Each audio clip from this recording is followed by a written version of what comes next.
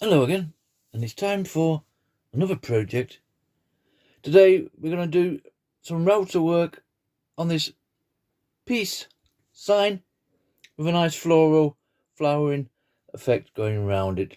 Now the idea is to route out all the white sections, and then we're going to inlay it all with some nice coloured resin at the end to make it stand out really nice, and just a simple white peace sign there in the middle section.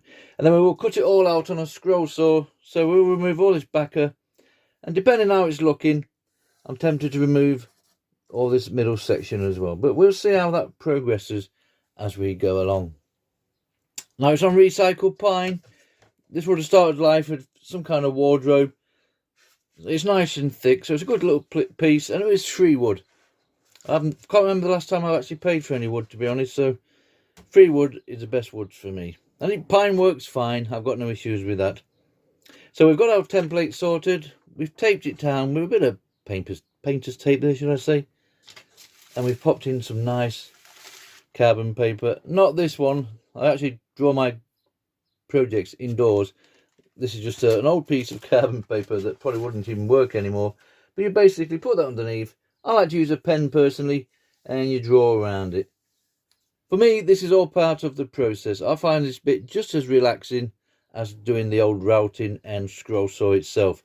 There is other ways, there's acetones and thinners, and you can put that in reverse image and turn it over and rub all the back with a spoon. I've seen some guys stick that straight to the wood and route over the paper. I did try that the once. I certainly won't try it again.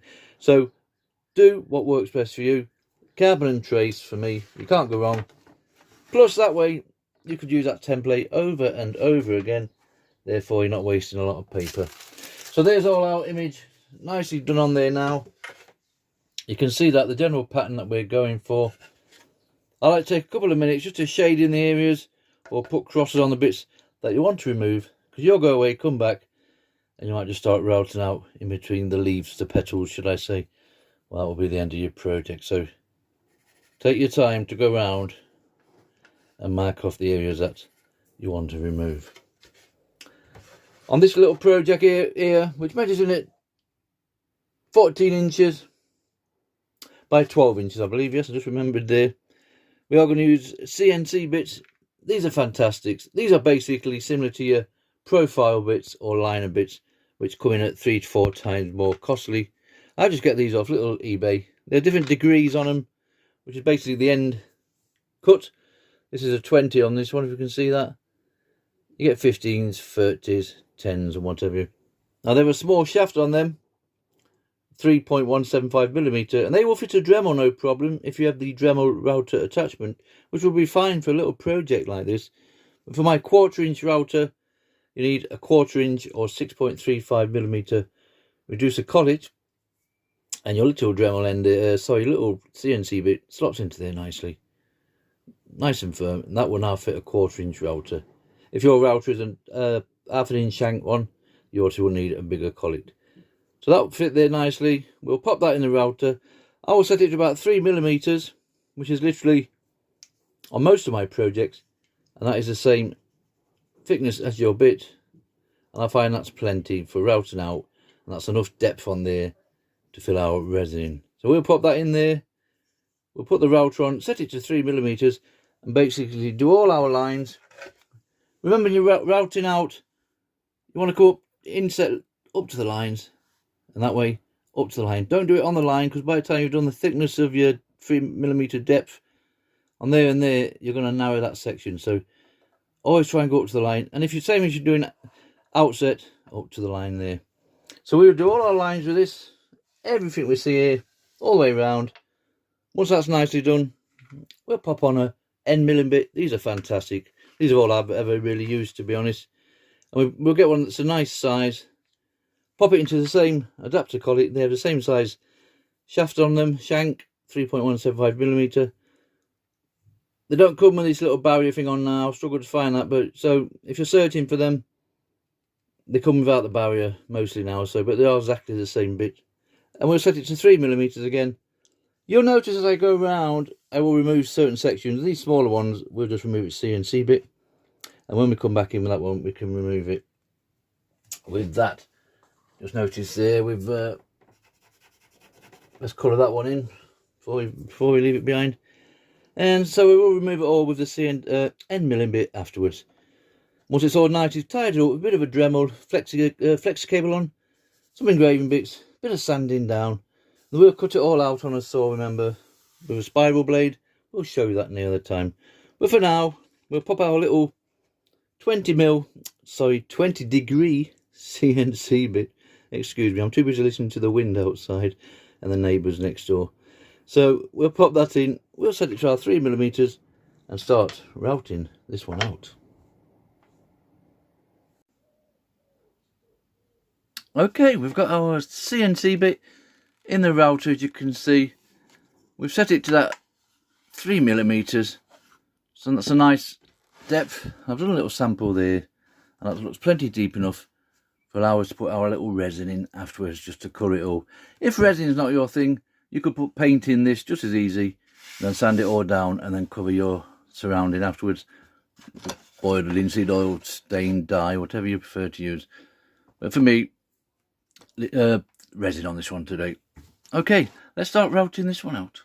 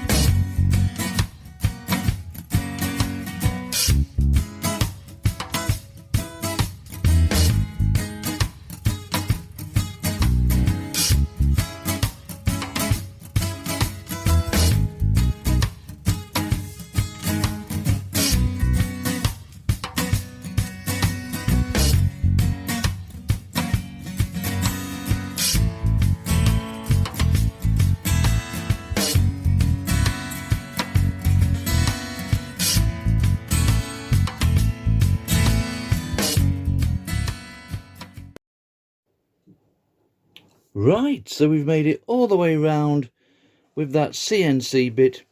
No problem whatsoever. You do find with pine, it's quite dusty, but you sort all that out afterwards. That's certainly no problem. And if you look closely, you can more or less just see that we've still got our pencil lines in show. Now, it doesn't matter if it's not perfect. Like here, I've just noticed. We will nibble at that when we come in with our engraving bits on a Dremel with a flexi cable when we come for the tidy up. So don't be overly concerned if it's not perfect. It certainly doesn't affect me, that is for sure. So we've done all our CNC bits like I've just said. So we can simply just remove that from the adapter collet. I'm going to pop in one of these end milling bits. Remember, these are just the bits that I use. I like end milling bits. You can get spiral up cuts, down cuts. I like to use CNC bits. You can get profile bits and liner bits. It's just finding out what you're comfortable with and what size of pockets you have. eBay or Amazon for all these little bits I'm going to use. So we just simply pop that end milling bit into there. I picked one that's not overly big. This more or less lets us into all our little areas. And you'll notice these smaller sections there, I've already removed those with the CNC bit. No problem. So pop that in. We'll set it to the same depth of any of these sections that we've already routed out. And we'll start clearing out the penciled areas.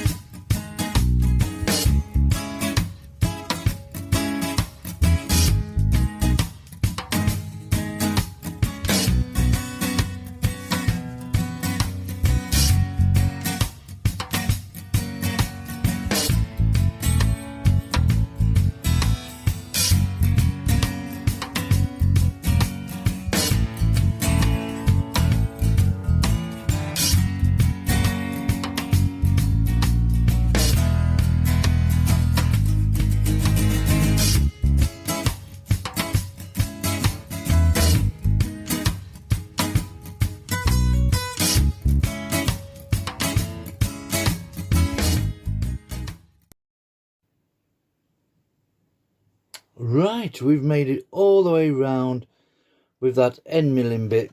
That cleaned out really nice. Certainly had no issues with that. I did actually thought I had finished at one time and I'd missed this one out completely, so I just literally just skimmed over that one. But you can see from that, it's all routed out nicely, and you can just about make out that pencil line on each one. Now we want a general tidy up on this one. Not too much. Those end milling bits are good for giving you a fairly smooth base, but remember we're going to cover all that in with resin. However, if you want to just paint it, you can put paint in just as easy. Now you have a couple of options on these kind of projects.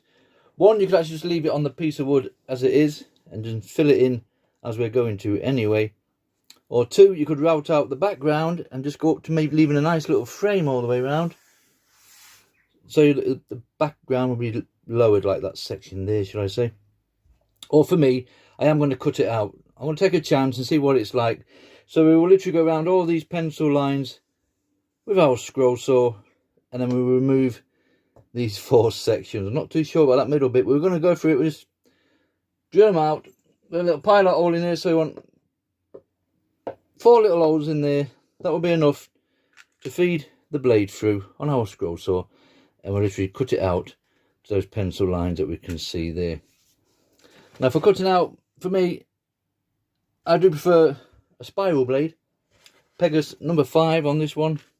To be honest, I've never used a Pegas number 5 from 3mm up to 2 inches thick. I really should maybe try some different types of blade.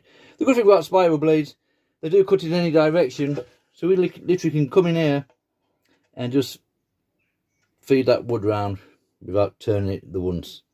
Whereas with the other 2 blades, one will be a pin blade.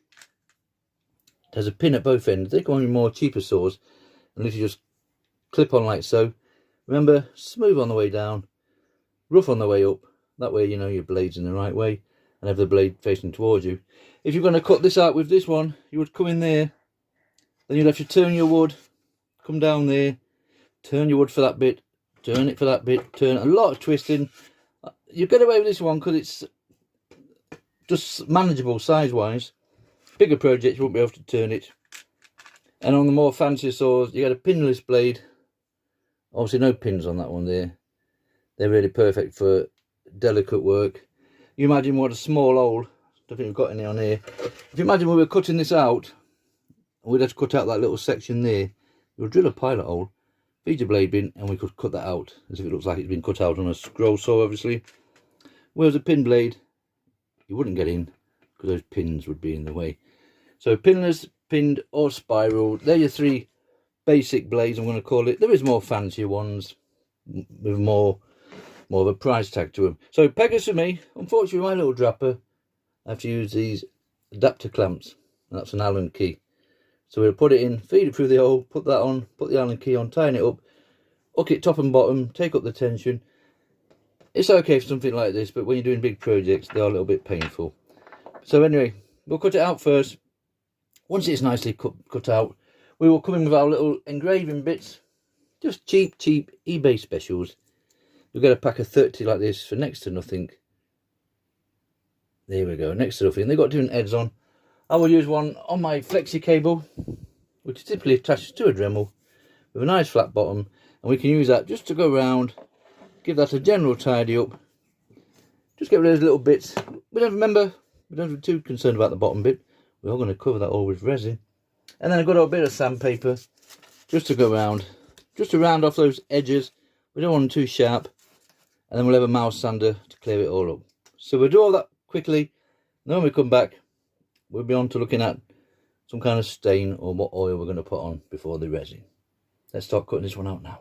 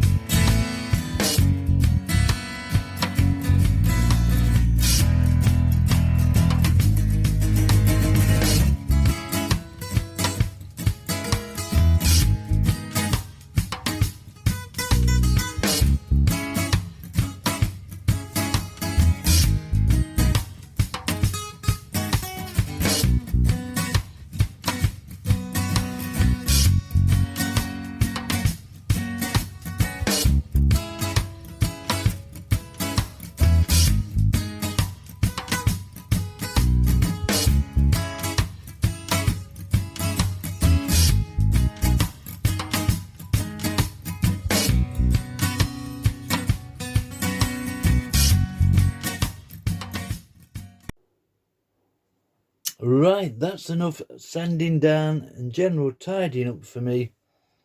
We've got rid of those noddlies on the back there. Just simple sandpaper. That's come out really nice, no problem.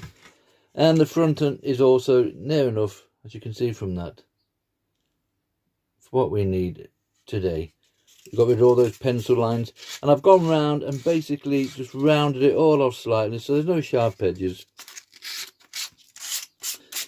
Now originally I was going to put on good old famous boiled linseed oil on this one, but I have been out and purchased light teak wood dye, and I've had it on the last couple of projects I've done, so I'm definitely going to use it. So it's going to be a simple case of covering the old piece, even the areas where the resin is going to go. I did notice on a previous project, on a darker stain, I tried to do the sides, and where it had gone over slightly, when I put the resin on, because the colour wasn't thick enough or dark enough, you could see the stain underneath. So I'll find it easier, basically, just to stain the full piece, like so. And it won't do it any harm. Once it's all dry, it's not going to affect the resin, should I say. So it's going to be a simple case of throwing that on like that. Literally, get all down those side walls, that's important. Because when we fill this resin in, we're not going to go flush. There'll be no sanding down afterwards. Once the resin goes in, the project will basically be finished. And make sure you get all those side sections here. We'll let it soak in. And if I want it a little bit darker, we might go over it all again. But you can see from that what we're going for. It's just enough to say we made that cheap recycled pine maybe look just a little bit better. Okay, I'll come back when this is all finished, and then we'll pop on a bit of varnish. Right, that's all nicely covered now. I've left it till the following day. It does dry fairly quick, but we had other things to do. And you can see from that, we've done all the sides, done all those side walls, and inside there, obviously. And we popped a little bit on the back, what's left over there. So that's all nicely dry, like we've just said. The next stage for me is to literally going to put on some varnish. A couple of reasons. One is I do like a nice shiny finish on all my projects. And then hopefully with this varnish, it will seal the inside sections of the routed out areas that we've done. Some woods, I'll be honest, I don't get a lot of issue with pine or the fencing wood that I use. But when you put in your paints or your resin, they can leak into the side walls like so. So when you come to sand it down, if you're painting this, you'll have all the bleeding into the side sections there, so it don't look as nice and as crisp. So we're trying to seal it. There is wood sealers out there that you brush on, then when it dries, it's obviously soaked in. Once it's dried, hopefully that'll seal it. Bigger projects with resin, I've known people to actually seal it all with a clear resin first, and then pop the coloured resin afterwards. We don't do all that here. We just literally just spray on a bit of cheap varnish spray. Anything that's kicking about, it could be 151. Paint Factory gloss varnish, anything I've got kicking about, 3 or 4 coats. We'll get the side bits done, but the most important bits is to get inside those routed out areas. I'll go outside. We've got a bit more fresh here, but literally, and as we spray this on, that brown will become darker. Start to see here with the light, like so. And then obviously we need to get inside those side sections. You'll see when we come back, this will look totally different again. So I'll go off 3 or 4 coats of this, and then we're down to the resin side, and that will be the final stage. Right, that's all nicely sprayed now. We went outside and gave it 3 or 4 coats. You can just see from that, it's just enough to say we've got a nice shine to the wood. The sides won't be as good, because obviously with the side cuts, it's literally just soaking in and soaking in. So you probably want to seal them with something before you spray it on. It's entirely up to you. But for me, that's happy enough what we want. And hopefully it's sealed all that wood in. Okay, we're going to find some resin now. And basically just going to fill this in. We're maybe thinking white for the piece sign itself, piece logo. And obviously some nice yellows and reds for the flowers, and some oranges thrown in there. Let's go and see what we've got. We will mix acrylic paint with the resin on this one, as always. Right, it's resin time, so we're just going to literally fill this all in. Some nice bright colours, just make it pop nicely. Vista 1 resin today. All your resins are 2-part. You get A, your resin, B, your hardener, and this one's a mix by volume 1:1. So whatever amount of A resin we use, we will use exactly the same amount of B. Some resins you mix by volume, some you mix by weight, some resins are 3:1, 2:1, and so and so. But this one's a nice 1:1, so I'll just mark off these plastic party cups. They're ideal for mixing. They have little grooves on the side, so you can actually count up. And I've gone up 5 to start off with, of A for my resin, and we've done exactly the same for B, the hardener. So we're just going to pour that into there, up to our little mark, same another one, and then we'll mix them both together. Remember, you want plenty of ventilation. Keep your gloves on, don't just follow me, and get a nice mask to wear as well at the same time. Some people do have reactions to this resin. I will mix this off camera, because basically we are just literally, like I say, pouring that into there and mixing it around. Mixing purposes, these little plastic knife and forks, spoons are ideal, because they have a nice little groove in the back there. And once we've done our mixing with the colour, we can literally just scoop it out and get it into the smaller areas if we need it. And for colours, I'm going to use acrylic paint today, just cheap acrylic paint, nice yellows and reds, blues, and we'll throw a bit of orange in there if we can find it, like so. We'll mix a little bit in. There's powders, inks and dyes out there. I've got a bag full of this stuff. I think that's all ready for the bin, to be honest. So quick mix up, and I'll just fill it in as we go on, speed things up because it's the same process. Right, there's all our resin, nicely mixed. Just follow your instructions on your packaging and stuff, and you shouldn't go far wrong. There's quite a bit there for my first colour, so if you're quick enough and good enough, we can pour a little bit to one side, like so. And hopefully that will be enough to do one of our flowers at least. So we'll pop that to one side, get a nice fresh spoon for this one. There we go, 2 seconds. So now what we need to do with this one is add our colour. We're going to go for yellow first. I've no idea, I have a rough idea, should I say. We're going to go yellow there, and a red and an orange, and just break it up. Now, as regards to the amount you put in, it's just pure guesswork with me. They do say don't put more than 10% of any colour in with your resin, but personally, I think I must have gone above that by now. We'll just mix it in like so. Now, you won't get the true colours in here with the lighting I'm using at this moment in time, but hopefully when we go back down to the little shed, we'll have a better idea. And you could try a bit out on something. You could drop a bit into one of these. Let's have a look. We'll go a yellow flower at this top here. And if it doesn't look right enough, we'll simply just add a bit more resin. Pop a bit in there. Yeah, I want to go a little bit more dark than that. So I'm going to simply just pop a bit more in. So we get it somewhere in here. Like so, hopefully. And then we can literally just start filling this one in. I do have size little projects. I do have a mould here from a little fish, and when I get anything left over, I tend to just pop them in the mould, and we make all these fantastic multicoloured fish. We've got plenty of them to go up. There's another nice one there, and I've also got some little tablets containers like so. These are ideal. Just look what your paracetamols and stuff come in, and we'll keep them to one side. Any leftover, we'll fill these in, and we can literally cut them out afterwards and use them in a project as well. So they're all to one side, they're all waiting to be filled up, should we have any left over. Okay, let's see what that colour's like now.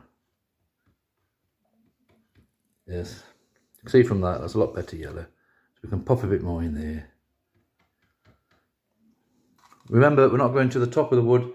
We just want to still be able to feel that it's routed out. So basically just enough to fill that in. Now you could use the end of your spoon I also just get a little cocktail stick like so and just go around and fill it in. We'll mix that one in first because that's obviously got the weaker colour in. And I go all the way around like so. And you get the general idea from that. Nice slow process. Don't rush yourselves. You've got plenty of time to work on this, as long as it's not too hot. Okay, we'll speed things up a bit because it will basically be the same thing all the time.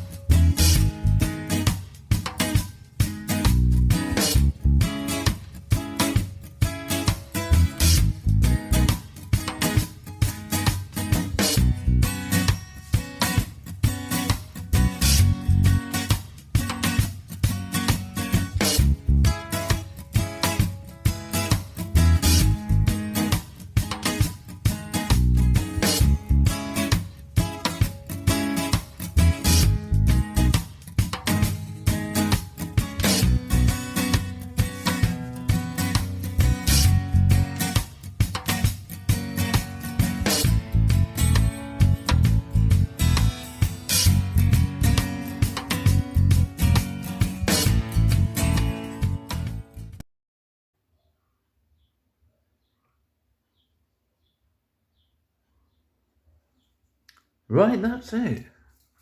We've got all our resin in. As you can see from that, we've not quite filled them to the top. I did put slightly more on the white symbol itself, just so it's more of a solid piece. But the rest of them you can just see the little routed out areas that we've done. Now I've skimmed over this as each colour went in with a lighter. Let's just skim over the top like so. Get one that's got some gas in, by the way. I've actually worn this one out. But you just skim over like that. And that helps release any bubbles that you've got kicking about in the resin. That's it. We'll put it to one side for a good 24 hours. Put a tray over it or a canopy of some description, because any flies, dust, they're going to find it, that's for sure. Okay, we'll come back in 24 hours and we'll see how this little project has turned out.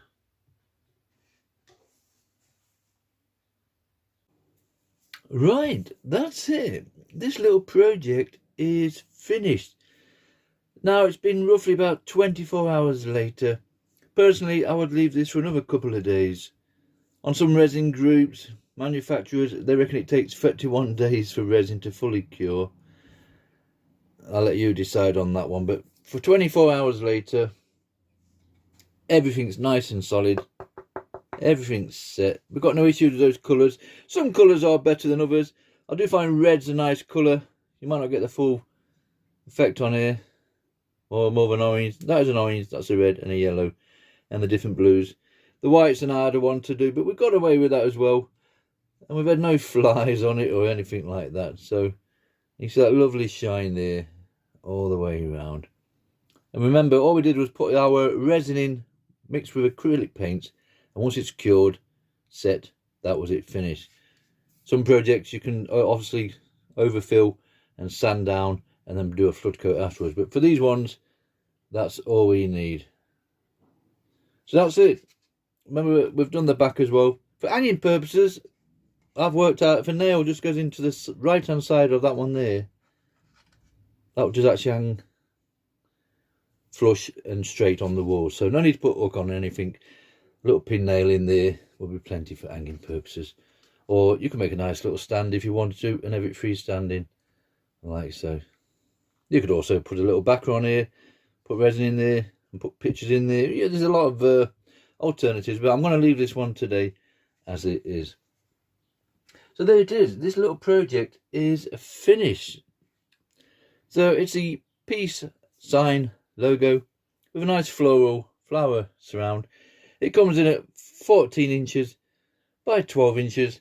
Remember, we used our little CNC bits to do all the lines with.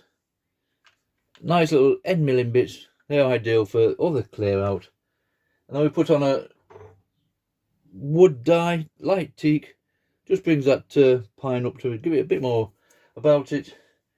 And remember, we sprayed it with a clear gloss spray varnish. Just give it a nice little shine. Plus, it obviously seals all those side walls. And if you get really close, will it zoom in or not? There we go. We've got no bleeding at all. Everything's nice and crisp and sharp. And obviously, we inlaid it all with Vista 1 resin. It was a little bit warmer towards the end yesterday. And blue was like treacle, to be honest. Got quite thick on me, and I had a bit of a panic on. If you do find with your resins, if they are just starting to stiffen up a little bit, just pop them in some warm water. I'll give a little cup of warm water to one side. Just set it in there for a couple of minutes, and it just softens it back up again enough to use it. But we got lucky, we got away with it, and this little project is complete.